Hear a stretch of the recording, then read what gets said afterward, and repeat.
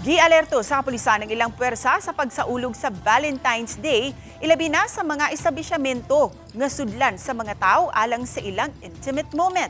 Hugot nilang tutukan, posibleng ang pagpamiktima sa mga minor de edad. Diin, nakig-alayo na matud pa ang Cebu Police Provincial Office sa mga establisyamento nga dili tugutan nga makasulod ang mga batan-od.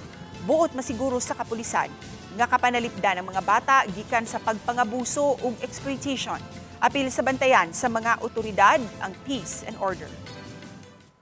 We would like to appeal to the public that the PNP is on full alert to cater any complaints of